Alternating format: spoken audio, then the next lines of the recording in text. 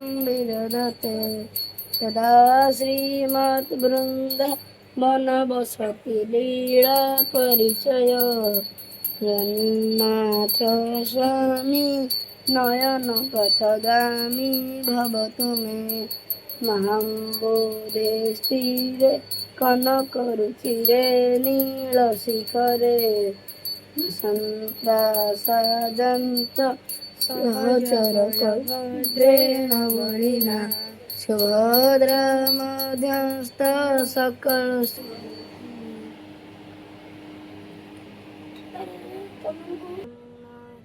कंठशोभित कौस्तुभ चंद्र सूर्य जगन्नाथ लोकनाथ लीलादृश्य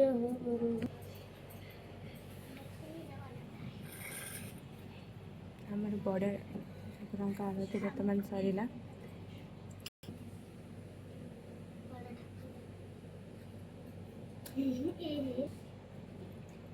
बर्तमान चारमाल उपरे चढ़ी बड़ ठाकुर आमर स्नान बेदी को गमन कले।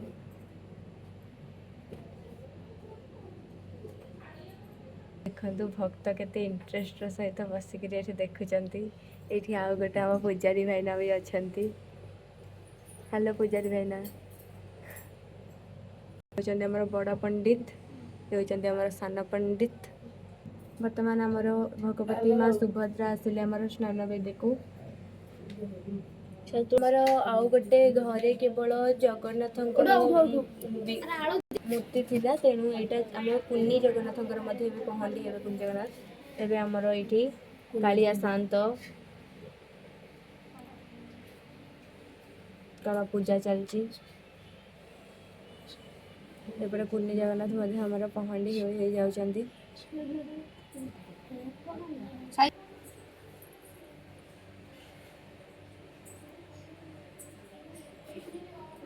अरे एक गोटे गाजा गाजा बजा बजा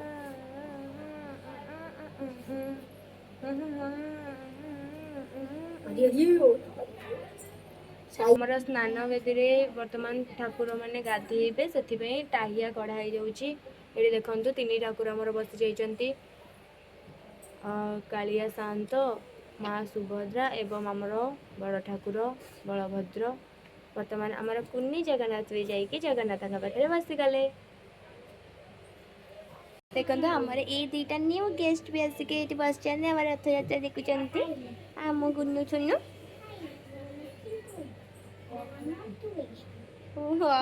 क्यूट आखि मिट मिट कर स्नान जगन्नाथ वर्तमान स्नान करने पानी आसी सुनार थाली अरे भाई से आमर सान भाईना आमर समस्त स्नान करने स्नान लुगा पिंधुंट स्नान वस्त्र।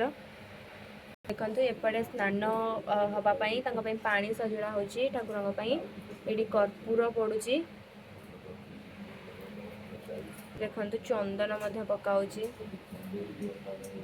चंदन गंगा जल पकाई ठाकुर से स्नान कर पानी जल प्रस्तुत करा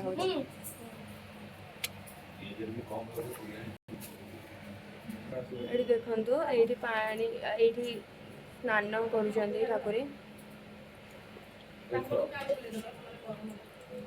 आमर ठाकुर मैंने स्नान कर माँ सुभद्रा आमर स्नान कर सान ठाकुर कालिया शांत स्नान कर। देखो आमर वर्तमान कुनी जगन्नाथ स्नान बेश नहीं स्नान होती पानी 108 थर गाधुआ 108 गरा पानी रे गाधोई वर्तमान आमर ठाकुर मान ज्वर होपर से अणसर घरे रे तेणु आज ही दर्शन करनियंतु आमर ये दर्शक मैंने तो अच्छा दर्शन करू ही